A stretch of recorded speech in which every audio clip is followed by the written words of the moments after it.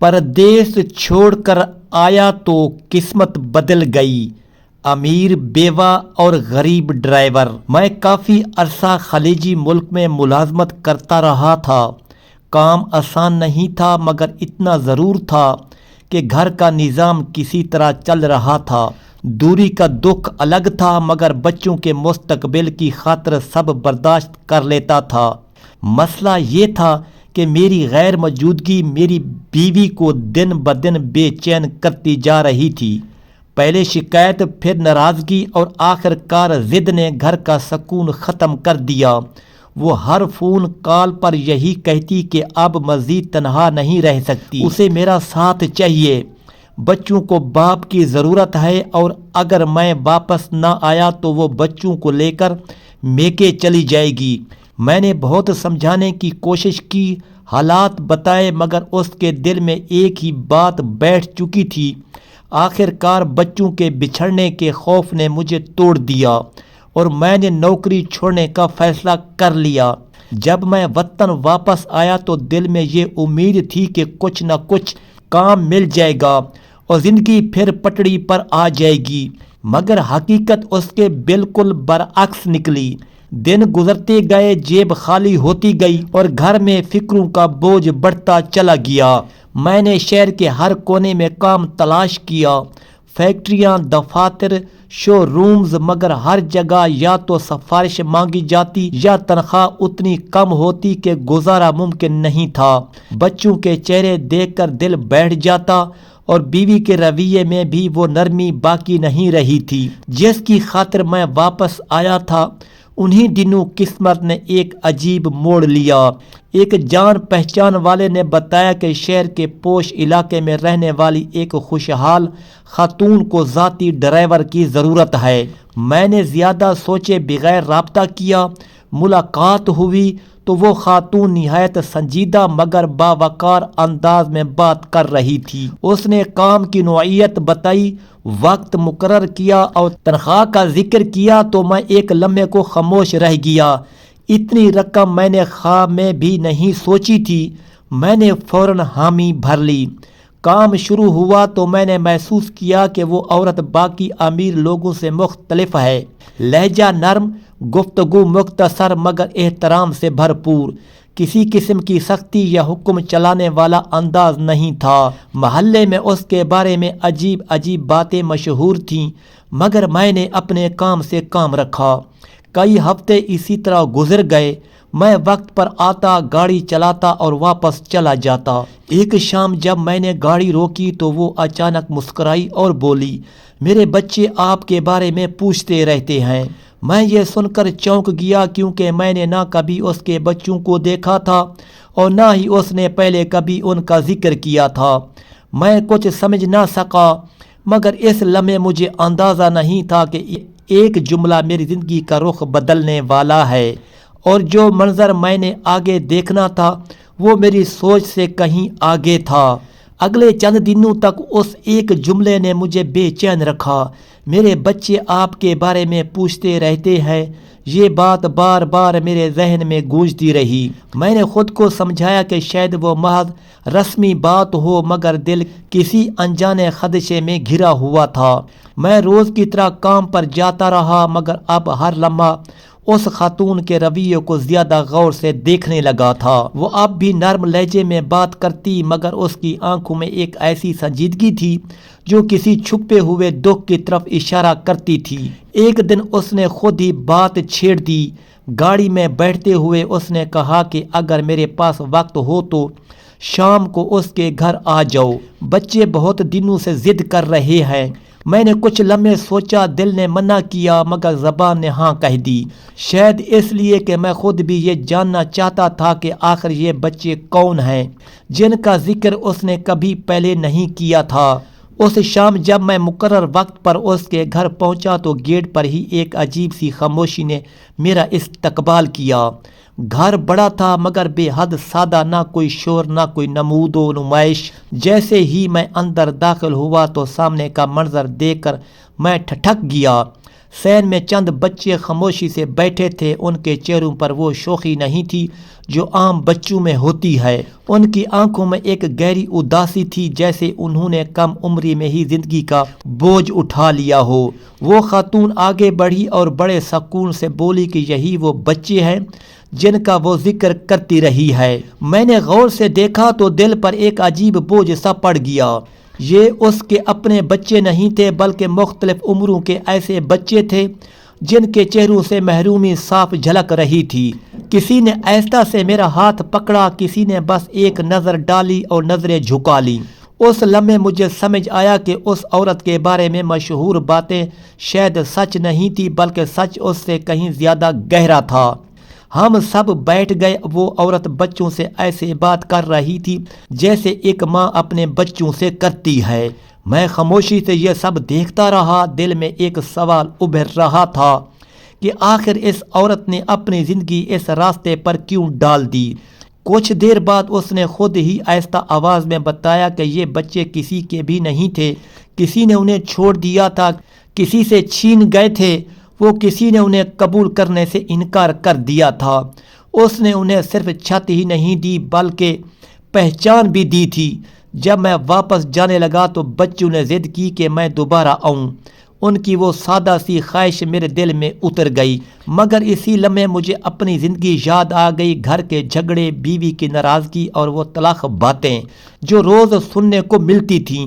میں جانتا تھا کہ اگر یہ سب میری زندگی میں داخل ہوا تو بہت کچھ بدل جائے گا، مگر مجھے اندازہ نہیں تھا کہ یہ تبدیلی کتنی بڑی اور کتنی تکلیف دہ ہونے والی ہے۔ اس رات میں دیر تک سو نہ سکا۔ بچوں کی خاموش نظریں، ان کے چہروں پر جمی سنجیدگی اور اس عورت کا پرسکون مگر بوجھل انداز بار بار میری آنکھوں کے سامنے آتا رہا۔ میں نے خود کو سمجھانے کی کوشش کی کہ یہ سب میرے دائرے سے باہر کی باتیں ہیں، مجھے صرف اپنی نوکری اور اپنے گھر پر توجہ دینی چاہیے، مگر دل کسی اور سمت کھینچ رہا تھا، شاید اس لیے کہ میں نے پہلی بار کسی امیر انسان کو اتنا سادہ اور اتنا تنہا دیکھا تھا۔ اگلے دن گھر کا ماحول پہلے سے زیادہ بوجھل تھا۔ میری بیوی نے میرے چہرے پر بدلا ہوا تاثر فوراً بھانپ لیا۔ سوالوں کی بہچاڑ شروع ہو گئی۔ کہاں گیا تھا، کیوں دیر ہوئی، کس کے ساتھ تھا؟ میں نے مختصر جواب دینے کی کوشش کی، مگر بات بڑھتی چلی گئی۔ میں نے جیسے ہی اس عورت اور بچوں کا ذکر کیا تو میری بیوی کا لہجہ بدل گیا۔ اس نے وہی باتیں دہرانا شروع کر دی جو محلے والے کہتے تھے، وہی شک، وہی الزام، وہی خوف۔ میں نے پہلی بار محسوس کیا کہ میرے گھر میں لفظوں سے زیادہ دیواریں کھڑی ہو چکی ہیں۔ دن گزرتے گئے اور میں نے اس عورت کے گھر آنا جانا محدود کر دیا، مگر بچوں کی وہ نظریں میرا پیچھا نہیں چھوڑتی تھیں۔ کبھی وہ عورت خود فون کر کے صرف یہ کہہ دیتی کہ بچے ٹھیک ہیں، کبھی کسی بچے کی آواز پس منظر میں سنائی دے جاتی۔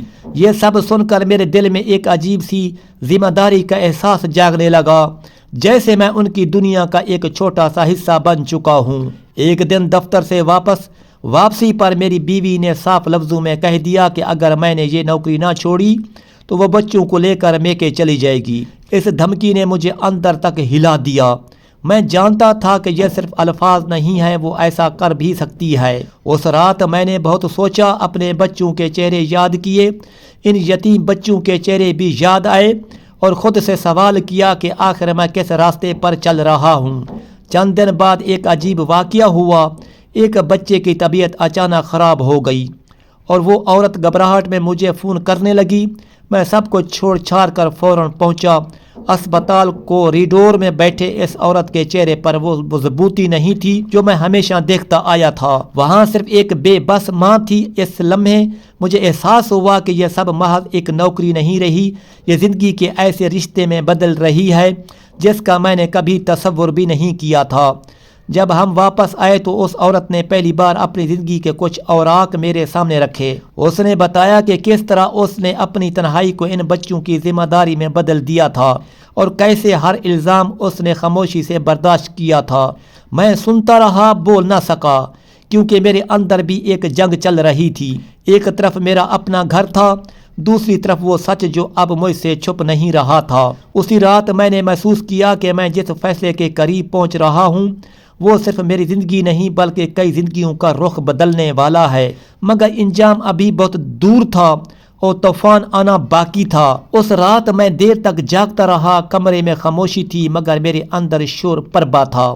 میں بار بار ایک ہی سوال سے ٹکرا رہا تھا کہ کیا میں واقعی غلط ہوں یا میں نے بس وہ سچ دیکھ لیا ہے جو سب کی نظروں سے اوجھل تھا۔ میری زندگی دو حصوں میں بٹ چکی تھی، ایک وہ جس میں شک، دباؤ اور خوف تھا، اور دوسرا وہ جس میں ذمہ داری، سچائی اور ایک عجیب سا سکون تھا۔ صبح جب آنکھ کھلی تو میں نے فیصلہ کر لیا کہ اب مزید دوغلی زندگی نہیں گزاروں گا۔ میں نے اپنی بیوی سے صاف بات کرنے کا ارادہ کیا۔ اس دن میں نے پہلی بار اس کے سامنے خود کو کمزور نہیں بلکہ سچا رکھا۔ میں نے اسے سب کچھ بتا دیا، بچوں کے بارے میں، اس عورت کے بارے میں اور اپنے دل کے اندر چلنے والی کشمکش کے بارے میں۔ میں نے کہا کہ میں کسی غلط راستے پر نہیں ہوں، میں صرف ایک انسان ہونے کا فرض نبھا رہا ہوں۔ میری باتوں کا اس پر وہ اثر نہ ہوا جس کی مجھے امید تھی۔ اس کی آنکھوں میں آنسو کم اور ضد زیادہ تھی۔ وہ خاموش ہو گئی مگر میں جان گیا کہ یہ خاموشی طوفان سے پہلے کی ہے۔ چند دن بعد اس نے واقعی گھر چھوڑ دیا، بچوں کو لے کر میکے چلی گئی۔ اس دن میں ٹوٹ سا گیا تھا، مگر حیرت انگیز طور پر میں بکھرا نہیں، شاید اس لیے کہ میں نے پہلی بار دل کے بوجھ سے نجات محسوس کی تھی۔ میں نے بچوں کو گلے لگا کر رخصت کیا اور اللہ سے بس ایک ہی دعا کی کہ وہ ان کی حفاظت کرے۔ وقت گزرتا گیا، میں اپنی نوکری کرتا رہا، مگر اب وہ نوکری صرف روزی کا ذریعہ نہیں رہی تھی، وہ ایک مقصد بن چکی تھی۔ میں نے اس عورت کے ساتھ ایک ایسا رشتہ دیکھا جو لفظوں میں بیان نہیں ہو سکتا تھا۔ نہ وہاں لالچ تھا، نہ کوئی سازش، صرف اعتماد، احترام اور انسانیت تھی۔ بچوں نے مجھے اپنا مان لیا تھا اور میں نے ان کے سروں پر ہاتھ رکھ کر وہ سکون پایا جو شاید برسوں سے گم تھا۔ ایک دن اس عورت نے خود بات کی، اس کی آواز میں لرزش تھی۔ اس نے کہا کہ وہ اکیلی ہے، الزاموں سے تھک چکی ہے اور بچوں کے لیے ایک سایہ چاہتی ہے، کوئی ایسا جو صرف نام کا نہیں بلکہ دل سے باپ بن سکے۔ میں نے اس رات بہت سوچا، نماز پڑھی اور اپنے رب سے رہنمائی مانگی۔ مجھے پہلی بار لگا کہ دل کا بوجھ ہلکا ہو رہا ہے۔ میں نے فیصلہ کیا، مگر یہ فیصلہ کسی ضد یا مجبوری کا نہیں تھا، یہ فیصلہ سکون کا تھا۔ میں نے اس عورت سے نکاح کر لیا، کوئی شور نہیں ہوا، کوئی دکھاوا نہیں تھا، بس چند گواہ اور ایک سادہ سا وعدہ کہ ہم ایک دوسرے کے لیے آسانی بنیں گے۔ لوگوں نے باتیں بنائی، الزام لگائے، پرواہ مجھے پہلے بھی نہیں تھی، اب تو بالکل نہیں رہی تھی۔ میں نے جان لیا کہ ہر کہانی وہ نہیں ہوتی جو زبانیں بیان کرتی ہے، اصل کہانی وہ ہوتی ہے جو اللہ دیکھتا ہے۔ کچھ عرصے بعد میری پہلی بیوی بھی لوٹ آئی۔ اس بار اس کی آنکھوں میں غرور نہیں تھا، تھکن تھی۔ ہم نے ایک دوسرے کو سمجھا اور بچوں کے لیے ایک درمیانی راستہ نکالا۔ نفرت کم ہوئی، سکون بڑھا۔ آج جب میں پیچھے مڑ کر دیکھتا ہوں تو سمجھ آتا ہے کہ زندگی کبھی سیدھی لکیر میں نہیں چلتی، بعض اوقات ہمیں ٹوٹنا پڑتا ہے تاکہ ہم اصل شکل میں جڑ سکیں۔ میں نے یہ سیکھا کہ سچائی شور نہیں کرتی، وہ خاموشی سے دل میں اترتی ہے اور انسان کو انسان بنا دیتی ہے۔ یہ کہانی یہی سکھاتی ہے کہ ہر رشتہ نیت سے بنتا ہے اور ہر انجام ہمارے عمل کا عکس ہوتا ہے، اور یہی اس کہانی کا نچوڑ ہے اور یہی اس کا اختتام ہے۔